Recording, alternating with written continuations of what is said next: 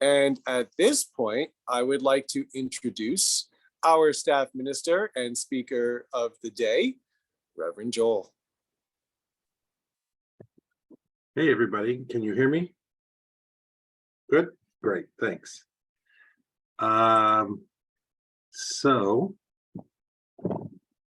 Yes, I'm thrilled to be here talking to you this week about gratitude. But before I do that, I want to talk to you about something I'm grateful for, which is, and many of you may already know about this, but if you don't, I'm so glad to be the first one to tell you, Reverend Michelle's book, Forgiveness, is finally on sale. I mean, this is Michelle's best book, definitely, and I think it's such a terrific book on forgiveness, and it's available on Amazon. And I have here's the link, by the way. I put the link in the chat. It's a terrific book on forgiveness. It's a workbook size, and you can see that every page is just filled with activities and stories and things to do. It's terrific. So definitely we'd love to support Reverend Michelle with that. So how exciting would it be for her if she went on Amazon after today and the book had spiked way up? That would be great. And in that same vein, by the way, I'm going to be doing a class. I haven't done a class in actually years at CSL and J, and I'm going to do one, I think, in January based on Julia Cameron's new book. Many of you like Julia Cameron, The Artist's Way, and if you're a writer, this is her new book, which comes out in January, called Write for Life. And I'm going to be doing some events with Julia, but also I think I'm going to be teaching a 6-week course based on this book. So if you have a writing project and want to sign up, put it in the chat so that I know that there's interest in doing this. All right. Now, let's get to today's topic, which is, this year, our whole topic has been about connection. And every month we choose connecting to something. And so this month is connecting to gratitude. And the book that Reverend Michelle chose for the book of the month is a book called Thank and Grow Rich. This is the cover. I can't find my copy for some reason, but it's called Thank and Grow Rich. And let me put if you need that book, by the way, here is thank you for the interest. I see that in the class. Here's the link for the Thank and Grow Rich by Pam Grout. All right. And I will also say that my talk was actually supposed to be next week. And Reverend M and I switched our weeks. And so next week, she's going to talk about, it's in the CSL book online bookstore. Great. She and I are going to, she's going to talk more about Thank and Grow Rich next week and kind of introduce it. And so my talk actually kind of comes after hers, but although it's self-contained. But one thing that you will know about this book, Thank and Grow Rich, is that in honor of November and the fact that we're connecting to gratitude this month, and as part of studying that book, the center is doing what's called gratitude pods. And so I put in the chat the link, if you go to the website, to sign up for gratitude pods, which is a really powerful way of expressing gratitude together. All right. And I really encourage you to do that. Gratitude is so powerful, which is what we're going to talk about. So let me talk about it. Clearly, the title of the book, Thank and Grow Rich, is a takeoff of the book, Think and Grow Rich. And the author, Pam, is adding in the gratitude portion to the Think and Grow Rich process, which was Think and Grow Rich was done by Napoleon Hill. So today, what I'm going to do is I'm going to try to bring these two books together. And then I'm going to give you, let me show you a few more perspectives about gratitude.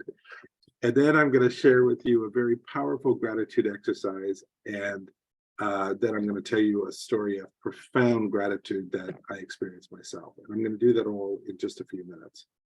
So we're going to gallop through all of this.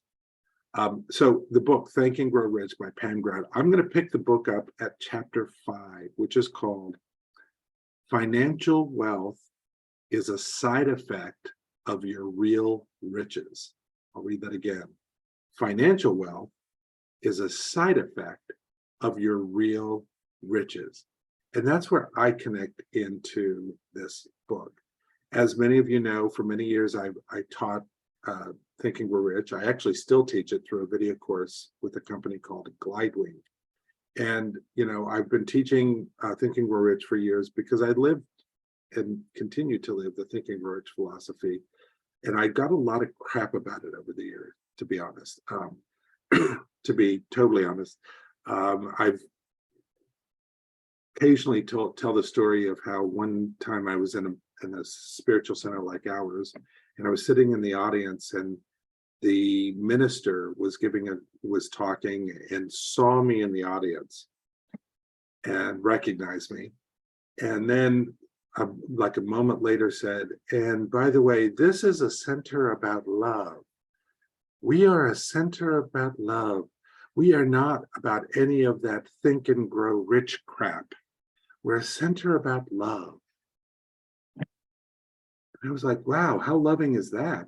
And then just a little while later in the service, they were saying, we're experiencing financial difficulties. If you could, you know, please give more money. And then later afterwards, I found out that the minister was like really in financial difficulties. And I thought, why does this have to be a separation? Why is there a separation between love and prospering? You know, why can't that be the same thing? And in fact, why can't you prosper through love? And, you know, so there's all that. And there are other stories of that where people just have a real thing about this idea, thinking and grow rich. And also, I will tell you that, you know, over the years, when people say, "Oh, you talk about Think and Grow Rich," and yeah, I did that book, and I'll say, "You did? Are you rich?" And they'll say, "Well, no, but I already did that book." And I think, well, no, you haven't, because if you've done the book, then you are rich. And it's like saying, "Oh, I did Science of Mind. I already did that." It's not something you do, it's something you are. It's not a thing, it's not like little steps that you take or something. It's a way of life, it's a philosophy, it's something that you open up into. You don't just do it once. Or like Reverend Michelle's new book on forgiveness, you're not just going to read that book once and say, "Oh, I did forgiveness." You're going to use it over and over and over again. And I'm going to tell you a secret about the book Think and Grow Rich, which is Think and Grow Rich is our teaching. It's like the Science of Mind teaching. This book was released in 1937. The Science of Mind was released in 1938. If you put these two books side by side, they are so similar. They clearly read each other's stuff, and I don't know if they ever met each other or if they sat in the audience of each other when they were talking, but it's the same stuff. This is not a get rich scheme. It is, if it was, you know, like a get rich scheme, it would just kind of like come and go because it wouldn't work. Right, exactly, Sandy. There are many business gurus who teach new thought, they just don't call it that. And it's so funny because if you ask, I saw a thing where they asked a lot of ministers, what is their favorite prosperity book? And they mentioned all these very spiritual books. And I followed up with some of them saying, "Oh, that sounds like a great book. Did that help you become financially successful?" And they were like, "Well, no, but I really like the message." You know what? I mean, I like the message too, but the message, Ernest Holmes says in The Science of Mind, like early on, if it doesn't change your life, then it's not helpful for you. You know, if the philosophy has to actually enrich your life, which is why we are all in the science of mind. It's a philosophy that enriches our life. Anyway, so it is our teaching side by side. It's not a get rich scheme. In my humble opinion, our movement should be teaching this course and how it relates to the science of mind, especially since hundreds and hundreds and hundreds of thousands of people every year still buy this book all these years later to create prosperity in their life. But anyway, that's a different talk for a different day. Think and Grow Rich and Thank and Grow Rich connect. And they connect in this way. Here's a second secret, and it's a second secret about both of these books. Think and Grow Rich, Think and Grow Rich. People, when they see those titles, they think about getting rich, which is they're both very cleverly titled, but it's not about that. It's not about thinking or thanking, and it's not about the riches. It's about the middle word in each of the titles of these books. It's about growing. It's about growing, and both books teach us how to grow. And in this case, Thank and Grow Rich, it's how to grow in gratitude.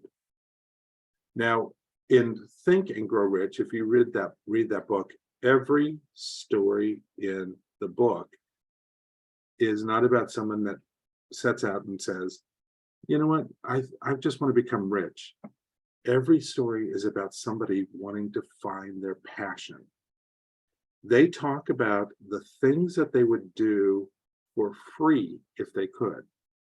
People say all the time, you know, I wish that I could make money doing what I love. And that's where Think and Grow Rich and Think and Grow Rich come in, because they say you can, but you can't just do it like, you know, remember the TV show Bewitched, where she would do and people thought she was moving her nose, but Elizabeth Montgomery would say in interviews, she actually was moving her lip. And then boom, the thing would happen. Or in I Dream of Jeannie, she would do that. And then it would come up, Barbara Eden, that was the actress's name. It's not like that. That's not, you know, people wished it were. I mean, I wished it was that way, but that's not the way it is. It's, you have to have a plan. You have to have follow through. You have to be consistent. You have to hold the vision of what you want when the appearances of what you want around you don't agree with the dream that you still have. And you have to be open to the dream that you want happening in a way that is different from the way you think it should happen, so that you're not controlling the process of how it happens to you. The biggest obstacle of our receiving our riches, I believe, is that we get stuck in the how. We think, I want this, but I don't know how it's going to happen. Or we say, I want this, and this is the only way I want it to happen. We try to prescribe the how. But, you know, Pam Grout in her book, Thank and Grow Rich, she adds the whole gratitude piece to it, which is beautiful. And, you know, gratitude is not magical thinking. The practice of gratitude is actually taught by many teachings and many teachers, and it's been taught forever. It's not just like a little journal where you just write. I mean, there's a sweet idea about gratitude where you have your journal and you say, I'm grateful for today, and I'm grateful for this, and you put a little heart over the I in your teaching, and it's very sweet. It's not that.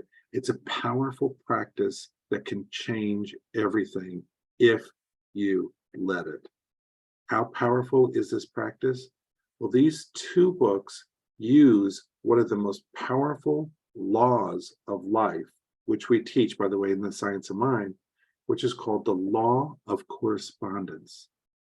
Life is about energy. Teachers teach that, and tuning into the energy of what you want. When you tune into the energy of passion and gratitude, you are energetically opening yourself to more.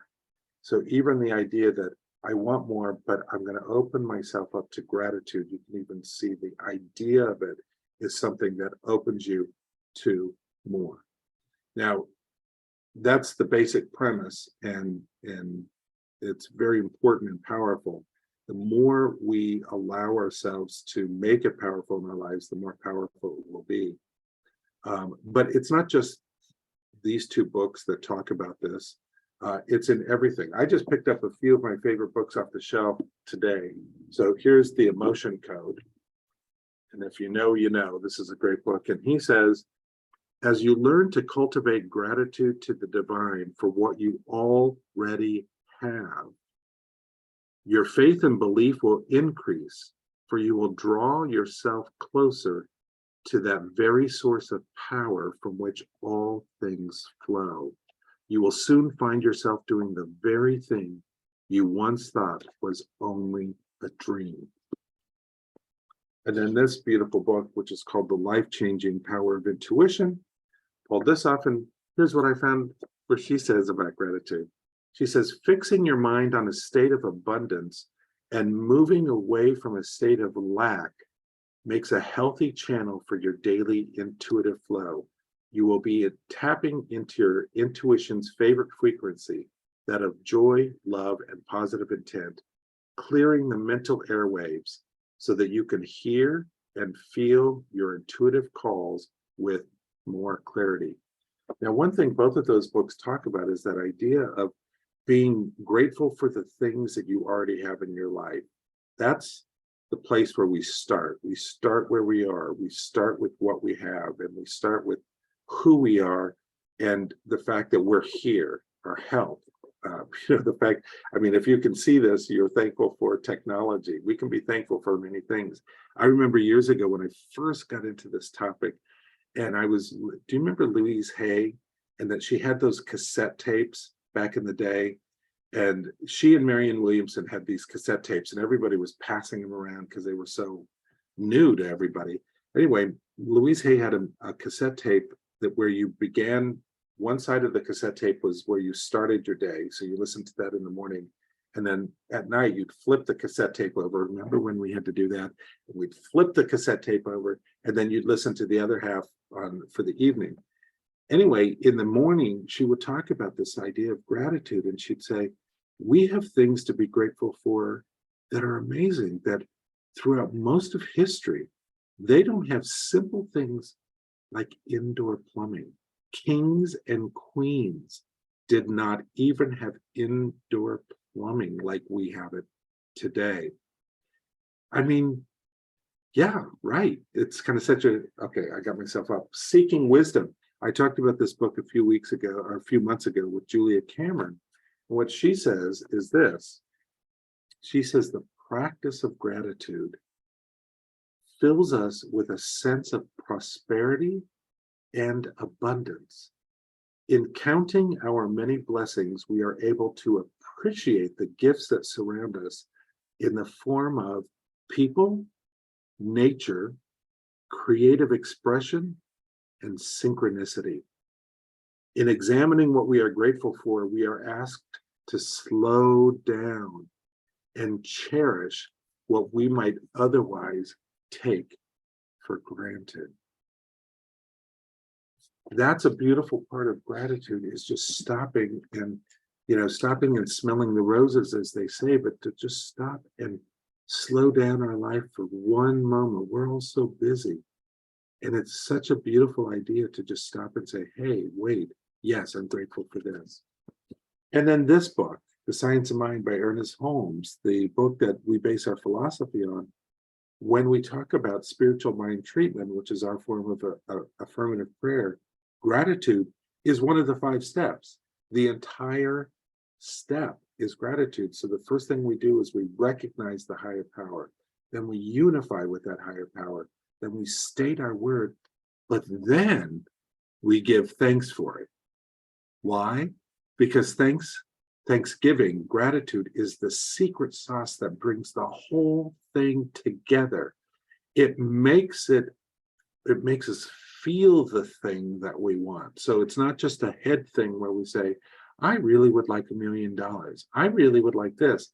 It turns it out of this list of wishes into this intimate connection with the divine, so that you are knowing your power and the power of the universe. You are aligning with it. You are stating the word, and then you feel it with gratitude, which activates it into your life. That's how powerful gratitude is. So how do we express gratitude? Well, I mean, there are a million ways to do it, but there's one really great way that I thought I would share with you, because it comes from a friend of ours. Many people of you know Chris Ferraro, and that she wrote this wonderful book called Manifesting. And in this book, Manifesting, she has this incredible exercise. So what a great way for us to experience gratitude from a friend. And she talks about this idea of a gratitude list. And she says, so you could write, I'm grateful for the sunshine today, my dinner out, laughs with Angela. And then she says, or you could take that example of gratitude and you could turn it around and make it more like a magnet. And she says, so you turn it around and you say this.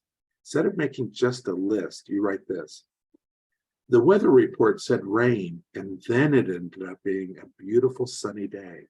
I felt the warmth of my skin as I met Angela for dinner at our favorite Thai restaurant. That restaurant wasn't crowded because of the weather. So we were seated right away by a spot by the window. From the start, Angela had me cracking up as she shared all those hilarious stories from her trip to Florida.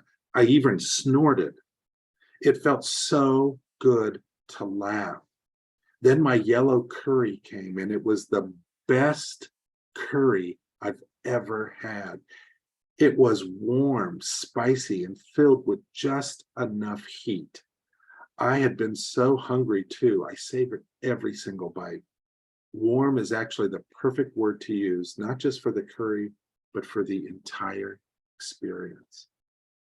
So you take your gratitude list and you turn it into a little paragraph that actually brings in all of the feelings, because I could feel that experience she was having with Angela in the Thai restaurant. That is what gratitude is. It's the whole feeling part. So in closing, let me just tell you a very quick story and then we'll move into treatment. And I've told this story once before, years and years ago. I was walking to the train station one day here in the town in New Jersey I live in, and I was feeling grouchy. I was definitely feeling like, oh my gosh, I can't believe I have to go in. And I was feeling upset about some people, and I had these meetings, and I was stressed and all of those things. And I didn't feel well and all of that. So I'm walking from my house to the train station, and I'm about halfway through, and I'm walking through a park, by the way. That was my commute back then, is walking through a park to the train station. And I'm having all these thoughts and I'm complaining in my mind. And all of a sudden, something broke through in my mind and it made me stop. And I wrote down, I still have that piece of paper from that day years ago. And I wrote down what this thought inside me said. It said this: while you were walking to work, complaining in your head about your job, about some aches and pains in your body and some issues you have with people, did you notice the temperature? It's your favorite temperature. Perhaps this is the most beautiful day of the year yet. Maybe the most beautiful day ever.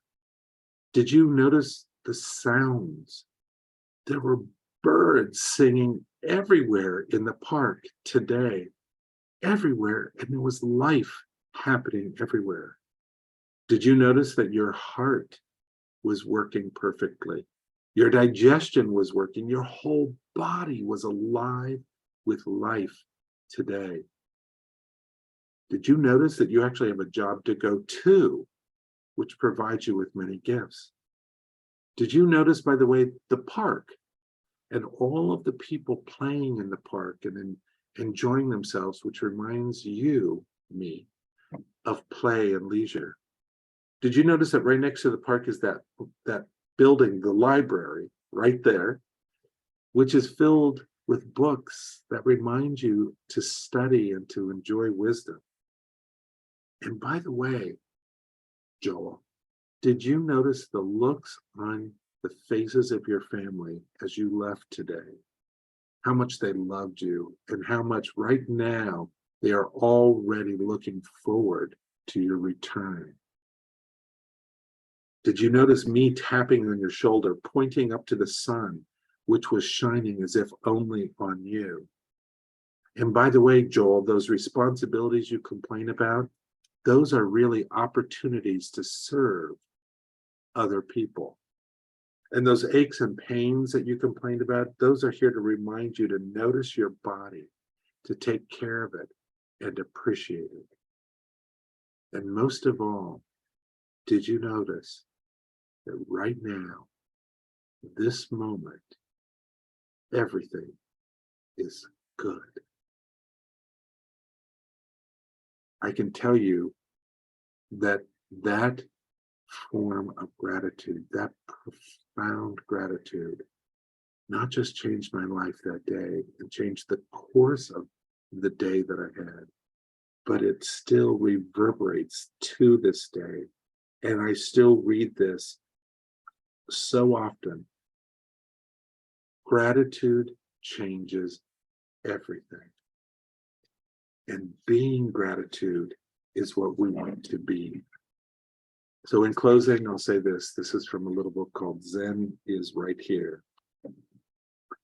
And it says this: during a formal silent lunch in the Zendo, a young woman with a soup tureen stopped in front of Suzuki Roshi, gave him 2 ladles full of the soup and blurted out, "Suzuki Roshi, when I'm serving you soup, what is it like for you?"